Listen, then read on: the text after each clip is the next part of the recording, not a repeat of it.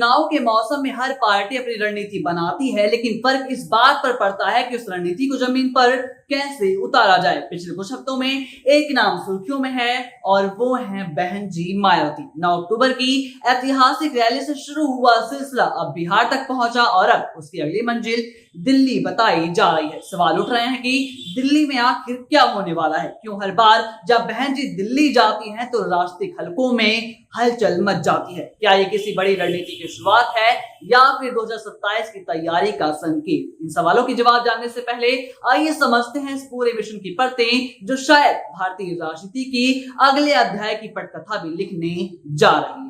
मायावती का दिल्ली आना किसी साधारण मीटिंग का हिस्सा नहीं है, बल्कि बीएसपी के पुनर्गठन का संकेत भी माना जा रहा है। 9 अक्टूबर की रैली से जो आगाज शुरू हुआ वो अब दिल्ली के राजनीतिक गलियों में भी गूंज रहा है। बहन जी की योजना तो बिल्कुल साफ है कि बीएसपी को फिर से उसी ऊंचाई पर ले जाना जहां से उसने 90 के दशक में पूरे देश को चौंका दिया था। आपको बता दें कि टाइम मैगजीन की 100 पावरफुल वुमेन में जगह पाने वाली मायावती अब फिर से ऑल इंडिया बीएसपी को सक्रिय करना चाहती हैं। बिहार, एमपी, यूपी से लेकर दक्षिण तक उनकी टीम संगठन को रिसेट करने में जुटी हुई है। पश्चिम यूपी पर खास फोकस के साथ दिल्ली की बैठक इस बात की गवाही है कि पार्टी फिर से राष्ट्रीय स्तर पर अपनी उपस्थिति दर्ज कराने के लिए तैयार है और अब इस बार रणनीति 2027 के लिए सटीक और साइलेंट दोनों है। वहीं गौर करने वाली बात यह है कि बहन जी का पूरा फोकस अब पश्चिमी यूपी पर है, जहां 24 जिले हैं और 126 सीटें हैं। ये वही जमीन है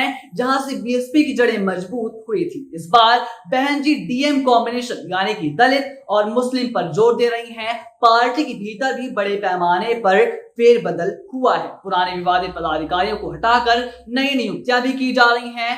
मुस्लिम भाईचारा कमेटी को फिर से सक्रिय भी किया जा रहा है और तो और दिल्ली की मीटिंग में यही मुख्य एजेंडा रहा कि कैसे पश्चिम यूपी से शुरुआत करके पूरे प्रदेश में एक रिएक्शन पैदा किया जाए। बहन जी के लिए ये मौका इसलिए भी खास है क्योंकि समाजवादी पार्टी का पश्चिमी यूपी में असर थोड़ा सा कमजोर माना जाता है और तो और आरएलडी के बीजेपी के साथ जाने से राजनीतिक खालीपन भी बना हुआ है। बीएसपी इसे भरने की तैयारी में है, शांत लेकिन बेहद सुनियोजित तरीके से। वही सूत्र बताते हैं कि बीएसपी ने सीट वाइज स्ट्रेटेजी बनाना शुरू कर दिया है। किस सीट पर कौन उतरेगा ये अब संगठन के भीतर ही तय हो चुका है। भले सार्वजनिक ऐलान ना हुआ हो, बहन जी सरप्राइज एलिमेंट रखना चाहती हैं, ऐसा कहा जा रहा है ताकि गुटबाजी ना पनपे। दूसरी ओर समाजवादी पार्टी भी पश्चिम में एक्टिव है। अखिलेश यादव लगातार बैठकों में जुटे हुए हैं, लेकिन बीएसपी के नए प्रयोग का केंद्र है डीएम यानी कि दलित और मुस्लिम और तो और ओबीसी का भी गठजोड़ बीजेपी के लिए मायने रखता है। यानी दलित, मुस्लिम और ओबीसी समाज को जोड़ने की कोशिश जाट, गुर्जर और पिछड़े वर्ग के नेता भी इस मिशन का हिस्सा बने हुए हैं। राजनीतिक विश्लेषक मानते हैं कि अगर ये कॉम्बिनेशन क्लिक करता है तो 2027 में बीएसपी की वापसी असंभव नहीं रहेगी और तो और अगर बहन जी ने खुद मैदान में उतरने का ऐलान किया तो ये यूपी की सियासत में सबसे बड़ी खबर साबित होगी। बाकी देश और दुनिया की तमाम खबरों के लिए आप देखते रहिए अटल टीवी।